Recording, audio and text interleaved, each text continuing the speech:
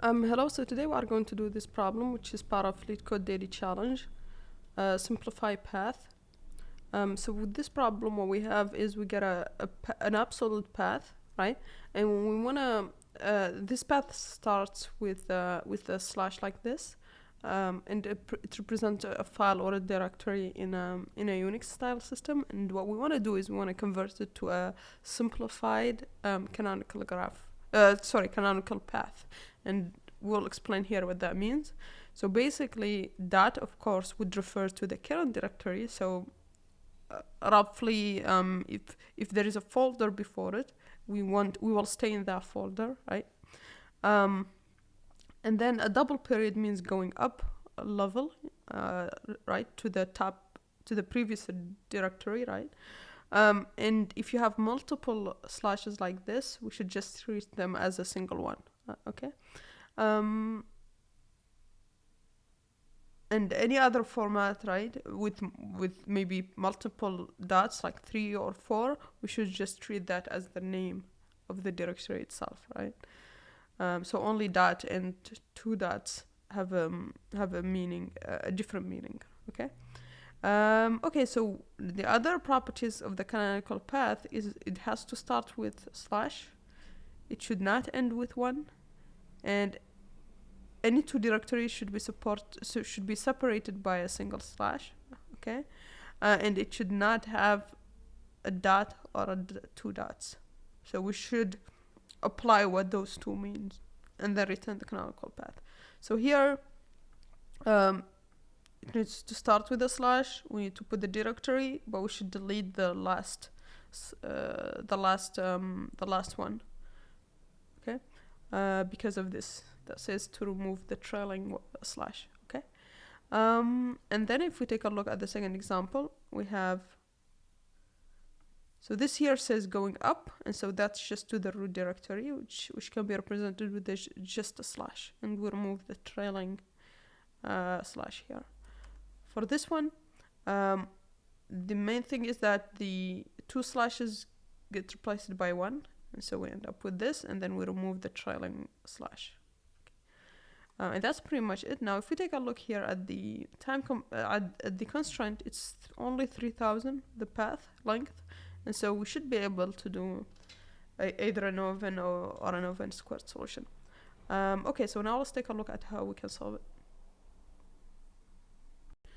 Okay, let's take a look at how we can solve it. So we have this path, right, that contains all of the different cases that we can encounter. So we can have 2 slashes, double dots, 1 dot, and then other folders, right? So this example should be pretty explicit, pre-representative. So how do we handle it? Well, what do we need?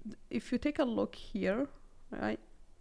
Once we put foo as a folder, when we do that, this sort of cancels it. We are now at home, okay? Now, if we encounter a second slash, we should just remove it. The other thing is, if we encounter this dot, we should just stay at bar, okay? And so what data structure could help us with this? Staying at a dot, at bar should be easy because we can just ignore this dot, because it would be just going to this folder, the previous folder. So this one, we can just ignore it. This double slash, we can just remove it, not included in the final canonical path. Now, the only thing that becomes a little bit trickier is the 2 dots, because what if we have home, foo, bar, and then we have like 3 like this, okay? So that means this one first will go back to foo, this one will make us go back to home, this one will make us go back to the top, and so we end up with this one. So you can see what happens is the latest one that we added, which is, the last one in is the first one needs to be removed. And so that already tells us we should be using a stack. So how would the stack apply here? Well, we just, for example, in this specific case, we'll add foo, we'll add bar, first we'll add home. So we'd have something like this. First we'll add home, then we'll add foo, then we'll add bar, and then when we encounter a 2 dot, we'll pop this one, encounter another 2 dots, pop this one, encounter the third one, pop this one, and then at the end, okay, we can just take the content of the stack and join it with a slash, because the separator between any two folders needs to be a slash. And since it's empty, it would be just a single slash. And so that's what we return. So we need to always start with a slash and then join whatever other folders we have. Okay, so that works with this example. Now let's apply it to using a stack to this previous example here. So we create our stack like this. We add home, right? And then we add foo. And now we get 2 dots. So we pop foo. And then we get a bar. As I said, we will ignore these two. And then we get dot. And so dot, we just ignore it. And then we add buzz. And then at the end, we start with a slash. And then we join these 3. So that would be home. Join them with the slash, right? Bar, buzz, right? Now, one thing to mention is how do we traverse this string, right?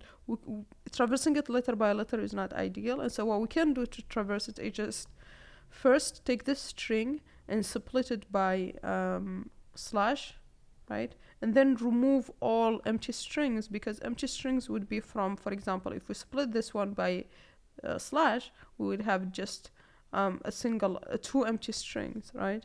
And similarly here, if we split by a slash, we'd have an empty string for the start.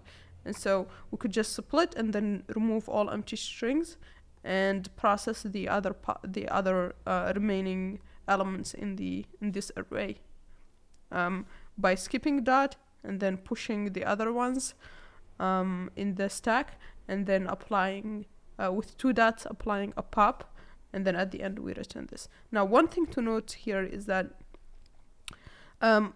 you may get something like this, home, and then 3 dots like this. And in this case, you should just return this. But the problem is that at some point our stack will become empty, so we'll just need to handle that case. But other than that, that's pretty much it, right? This is a pretty straightforward solution, so let's implement it. Okay, so let's implement the solution we have here. So what we need is, we need to get the parts first, which would be just taking the path and split with something like this. And then we need our stack.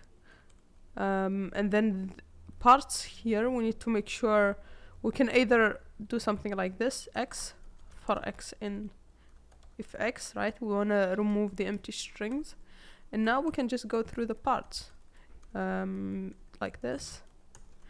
And then if it's 2 dots, that means we need to pop from the stack if it contains an element, right? If it's empty, we shouldn't pop, because maybe the format that we got had more double dots than it should.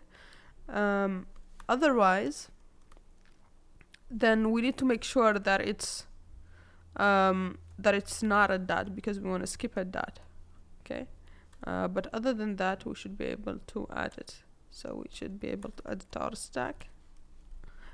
And then at the end, what should we do? We should start with a slash. That's what the problem says.